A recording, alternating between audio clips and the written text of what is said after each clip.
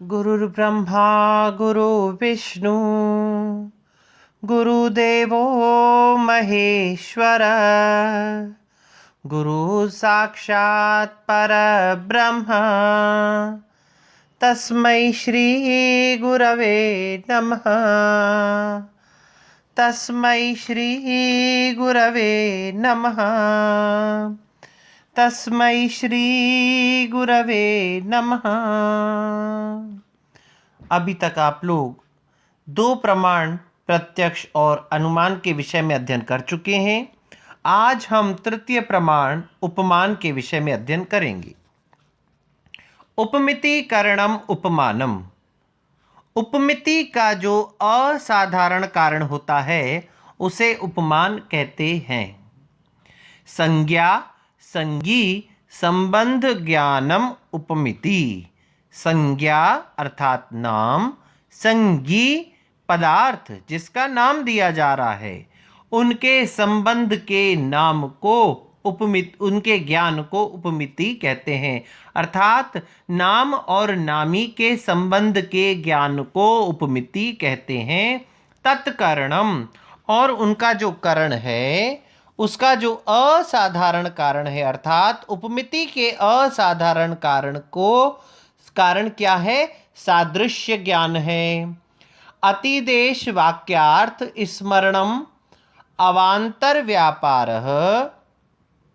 ध्यान दीजिएगा, जैसे यथा ही कश्चित गवय पदार्थम अजानन कुतश्चित आरण्यक पुरुषात् गो सदृशो गवय इति श्रुत्वा वनम गतो वाक्यार्थम स्मरन् गो सदृशम पिंडम पश्यति तद अनंतरम असौ गवय शब्दवाच्य इति उपमिति उत्पद्यते। कश्चित कोई व्यक्ति गवय पदार्थम अजानन, जिसने गवय अर्थात नील गाय को, जिसको साधारण बोलचाल की भाषा में रोजड़ा कहा जाता है, जिसने नील गाय रोजड़े को नहीं देखा है, वह किसी आरण्यक पुरुष अर्थात जंगल में रहने वाले पुरुष से यह बात सुन करके जाता है, यथा गौ तथा गवयः। जैसा गाय है वैसी ही नील गाय होती है, वैसा ही रोजड़ा होता है। वह वन में गया और वनम गतः, वन में गया, वाक्यार्थम स्मरन्, उस वाक्यार्थ को याद करता रहा। यथा गौ तथा गवयः, यथा गौ तथा गवयः, यथा गौ जैसी गाय वैसी नील गाय। तब वह गौ सदृश पिंड को देखता है, गाय के जैसे पिंड को देखता है। तद अनंतरम, उसके पश्चात अयम गवयः शब्दवाच्य, यह जीव ही जो है गवय अर्थात नील गाय होगा, इति उपमिति उत्पद्यते, तब उसके अंदर यह उपमिति उत्पन्न होती है। और इसी उपमिति के कारण को, असाधारण कारण को हम उपमान कहते हैं।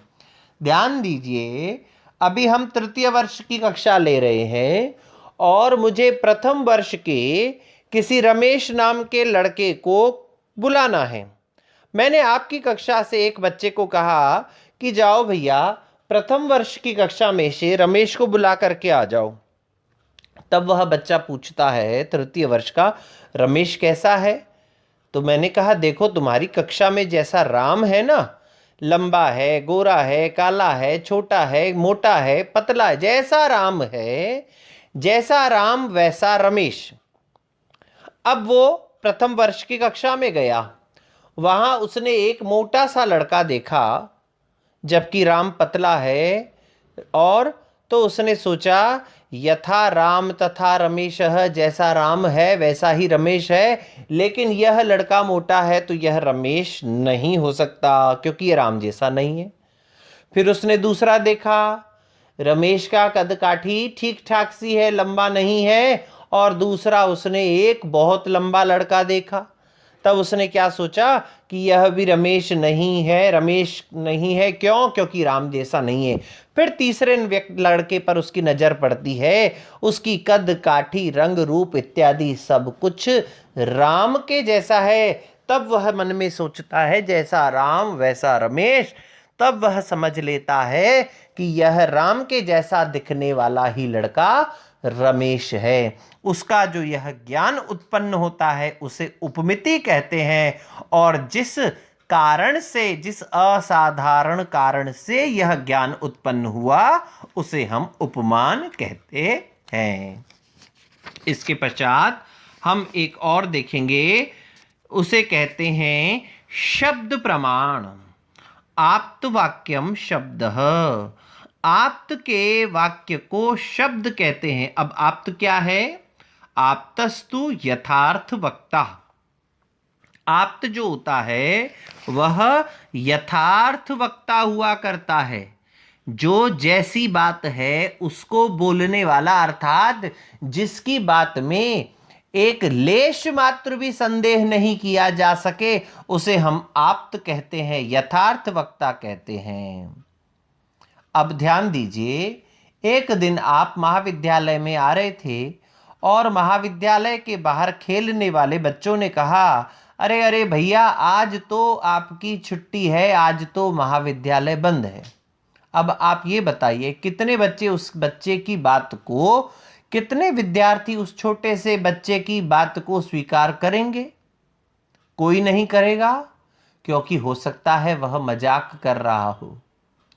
अब थोड़ा सा अंदर आए और तुमने देखा कि यहां तो कक्षा चल रही है, लेकिन दूसरे दिन फिर जब आप वहां आए, महाविद्यालय के प्रवेश द्वार के समीप पहुंचे और वहां पहुंचते ही आपको महाविद्यालय के किसी प्राध्यापक ने कह दिया कि बेटा आज तो महाविद्यालय में अवकाश है किसी कारणवश। अब बताइए, आप उनकी बात को स्वीकार करेंगे या नहीं करेंगे? करेंगे, क्योंकि वो कौन है? यथार्थ वक्ता हैं, और यथार्थ वक्ता ही आप्त होता है, और उस आप्त व्यक्ति के वाक्य को ही हम शब्द कहते हैं। आप्त स्पष्ट हो गया। अब देखिए वाक्यम। वाक्य क्या है? वाक्यम पद समूह। वाक्य क्या होता है? पदों के समूह को वाक्य कहते हैं। जैसे गाम आनय इति, गाय को लाओ, इधर आओ, उधर जाओ, किताब पढ़ो, पुस्तक पढ़ो, है, पत्र लिखो, गीत गाओ, नृत्य करो, ये सब क्या है? वाक्य हैं। अब इस शब्द, इसमें वाक्य में आया पदों के समूह को। पद क्या है? पदम शक्तम पदम, जो समर्थ है वही पद है। अस्मात् पदात् अयम अर्थः बोधव्यः इति ईश्वरः संकेतः शक्ति। इस पद से, किसी पद विशेष से जो अर्थ प्रकट होता है, यह जो ईश्वर संकेत होता है उसे ही शक्ति कहते हैं। जैसे मैंने कहा आम, तो आम को शब्द का, आम के पद का उच्चारण करते ही आपके समक्ष आम नाम का फल उपस्थित हो जाता है। किसी के भी समक्ष अमरूद, अंगूर, केला, अंगूर, नाशपाती नहीं उत्पन्न हुआ, आपकी समक्ष, आंखों के समक्ष वो चित्र नहीं उपस्थित हुआ। आम कहते ही, जिस शब्द के उच्चारण करते ही जिस अर्थ का बोध हो जाए वह उस पद का अर्थ कहलाता है, और ऐसा जो ईश्वर संकेत होता है उसे शक्ति कहते हैं। आप लोग साहित्य में शब्द शक्ति पढ़ चुके हैं। अब क्या है? किसी भी वाक्य के निर्माण हेतु तीन चीजों की जरूर से आवश्यकता पड़ती है। आकांक्षा, योग्यता, सन्निधिश्च वाक्यार्थ ज्ञाने हेतु। आकांक्षा, योग्यता और सन्निधि वाक्यार्थ के ज्ञान का हेतु होते हैं। अब आकांक्षा क्या है? पदस्य पदांतर व्यतिरेक प्रयुक्त अन्वय अननुभावकत्वम आकांक्षा। एक शब्द को सुनने के पश्चात दूसरा शब्द सुनने की जो इच्छा होती है उसे आकांक्षा कहते हैं। जैसे मैंने कहा राम, अब राम कहते ही आप सबके कान खड़े हो जाते हैं। अब क्या कहने वाले हैं गुरुजी? राम पाठ। अब पाठ बोलते ही दूसरे बार फिर आप सतर्क हो जाते हैं बिल्कुल कि अब क्या कहना चाहते हैं? पढ़। अब पढ़ के बाद में क्या? रहा है, रहा था, रहा होगा, या पढ़ो। जैसे ही एक शब्द को सुनते हैं दूसरे शब्द को सुनने की हमारे मन में जो इच्छा प्रकट हो जाती है उसे ही आकांक्षा कहते हैं। फिर आ जाइए योग्यता। योग्यता क्या है? अर्थाबाधो योग्यता। अर्थ का बाधित न होना योग्यता कहलाती है। जैसे आपको कहा गया जाओ भैया पानी उठाओ और पेड़ को सींच दो। आपने सुना, आकांक्षा है और योग्यता है। आपने पानी उठाया और पेड़ को जाकर के सींचा, है ना। अब जैसे ही मैं कहूं वहनी ना सिंचेत, जाओ भैया आग उठाओ और आग से जाकर के पेड़ पौधों को सींच दो, आप कहोगे गुरुजी पागल हो गए हो क्या? है सर तो पागल हो गए हैं। अरे भाई क्यों, क्या हुआ? वाक्य तो बिल्कुल सही है, उसमें पूर्ण रूपेण आकांक्षा है, लेकिन बच्चा कहता है आपकी बात में, आपके वाक्य में आकांक्षा तो है लेकिन योग्यता नहीं है, क्योंकि आग में सिंचन की योग्यता, सींचने की योग्यता नहीं है, अर्थ की बाधा है यहां पर, इसीलिए यह वाक्य भी वाक्य नहीं हो सकता है। फिर क्या कहा? अब सन्निधि किसे कहते हैं? पदानाम अविलंबेन उच्चारणम सन्निधि। पदों का अविलंब से यानी शीघ्रातिशीघ्र उच्चारण ही सन्निधि कहता है, कहलाता है। मैंने सुबह सुबह उठ करके कहा राम, दिन में कहा पुस्तक, शाम को कहा पढ़, फिर रात को कहा रहा है।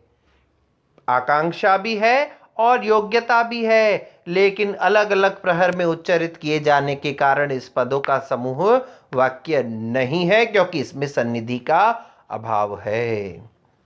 आकांक्षा आदि रहितम वाक्यम अप्रमाणम। आकांक्षा, योग्यता और सन्निधि से रहित वाक्य जो है वो वाक्य नहीं कहलाते हैं। यथा गौ अश्वः पुरुषो हस्ति इति न प्रमाणम आकांक्षा विरहात।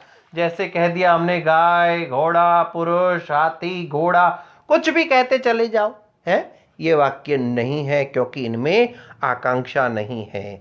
और दूसरा कहता है अग्निना सिंचेदिति न प्रमाणम वाक्य योग्यता विरहात। और आकांक्षा के पश्चात दूसरा वाक्य देखा हमने वहनीना सिंचेत, अग्नि से सिंचन किया जाए, यह भी वाक्य नहीं है। क्यों? क्योंकि इसमें योग्यता नहीं है। प्रहरे प्रहरे असह उच्चरितानि गाम आनय इति पदानि इत्यादि पदानि न प्रमाणम सान्निध्य अभावात। अलग अलग प्रहर में अलग अलग उच्चारण किए गए गाम आनय, सुबह तो कह दिया गाम और शाम को कहा आनय यानी गाय को लाओ, अलग अलग समय पर उच्चारण किए गए। यद्यपि ये दोनों पद आकांक्षा भी है इनमें और योग्यता भी है, किंतु सन्निधि के अभाव में इन्हें हम प्रमाण यानी वाक्य नहीं मानते हैं। तो एक वाक्य में आकांक्षा भी होनी चाहिए, योग्यता भी होनी चाहिए और सन्निधि भी होनी चाहिए। और यही वाक्य यदि यथार्थ वक्ता द्वारा बोला जाता है, आप्त वक्ता द्वारा बोला जाता है, तो उसे शब्द कहा जाता है। यही शब्द प्रमाण है। इतना कहकर अपनी वाणी को विराम देंगे। अगली कक्षा में एक नए विषय के साथ उपस्थित होंगे। तब तक के लिए ओम शम।